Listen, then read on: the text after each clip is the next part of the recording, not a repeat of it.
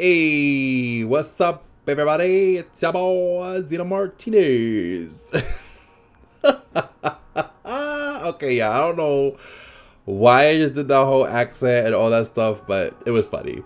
Anyways, so back to the video and enough of my goofiness.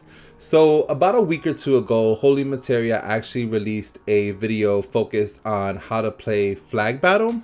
And it really inspired me to make a build video where I focus on sharing just some of the builds that I use as a healer main in flag battle and just the different ways that healers can really be both supportive, defensive, and offensive when it comes to flag battle. So with that being said, DJ, pop that intro.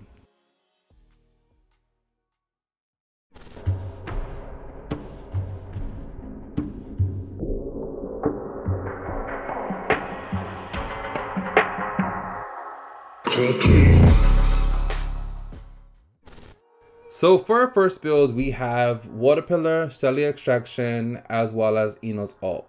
Now, if you don't have Xeno's DLC, then my recommendation is to run Feather Illusion.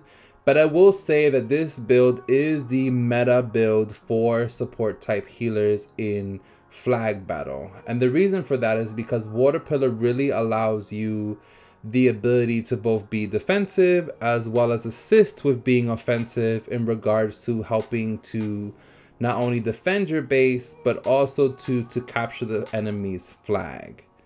Now, when it comes to Xeno's ult, I would say that flag battle is probably the only game mode where this ult is meta.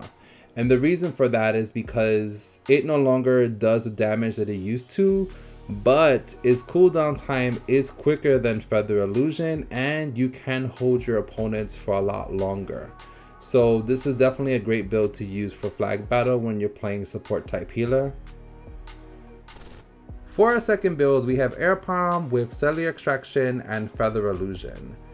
Now, among the builds in this lineup for today, I would say that this is probably the most versatile build just because of the range on Air Palm.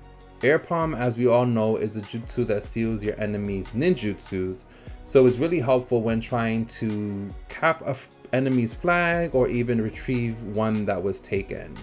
And especially with Feather Illusion, you can really use it to hold your enemies in place as you cap their flag, or even ensure that when they're trying to land your flag at their base, you're able to stop them in time.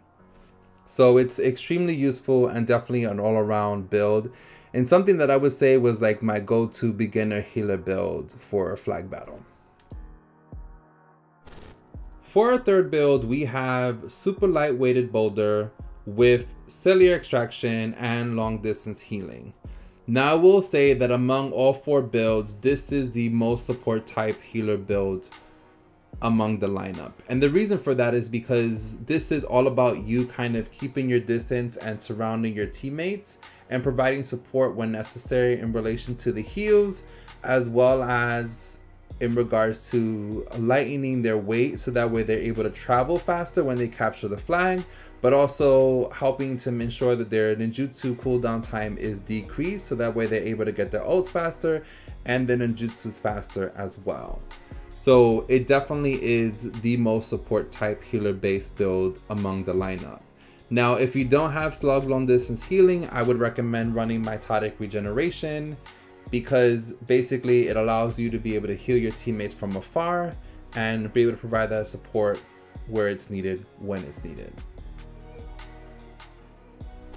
For our fourth and final build, we're using nervous system rupture, tracker scalpel, as well as mitotic regeneration.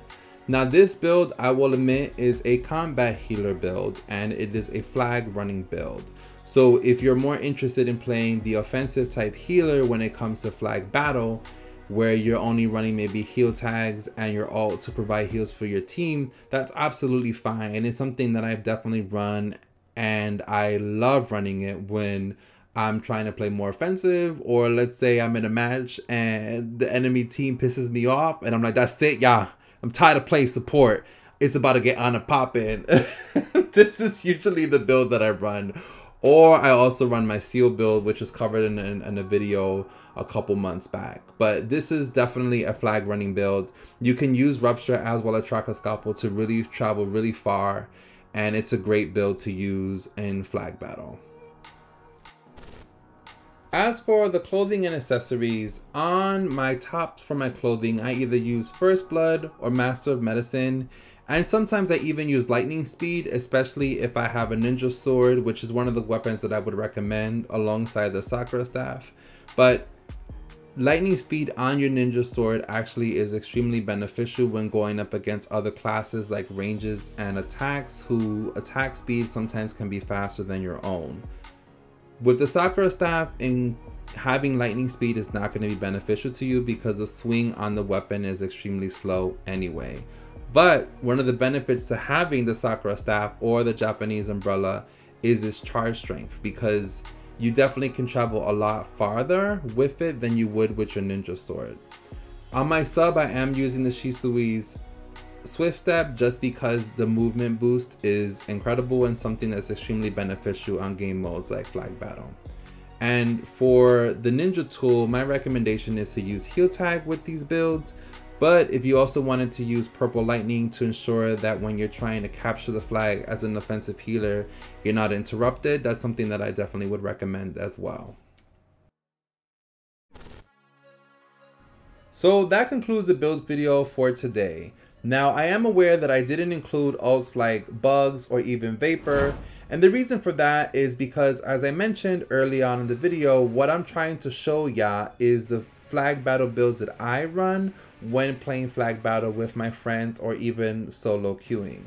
Now, you can use ults like Bugs or Vapor, but my recommendation when using those ults is that you make sure that the enemy healer has already used their extraction, or that they're sealed or taken out, so that way they're not getting rid of both of those ults. Because the reality is that one pop of extraction will get rid of the Bugs and will get rid of Vapor, and you literally just spent all that time charging up your jutsus for no reason. So with that being said, I really would love it if you all could share some of the build videos that you use as a healer when it comes to flag battle, and all of us having a really open and honest and fun discussion about healers in flag battle and how badass we are, and how without us the other classes will struggle hard body.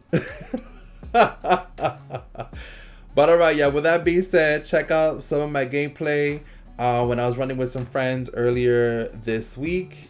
And with that being said, y'all already know it's hard out here, but your boy wouldn't know. Period.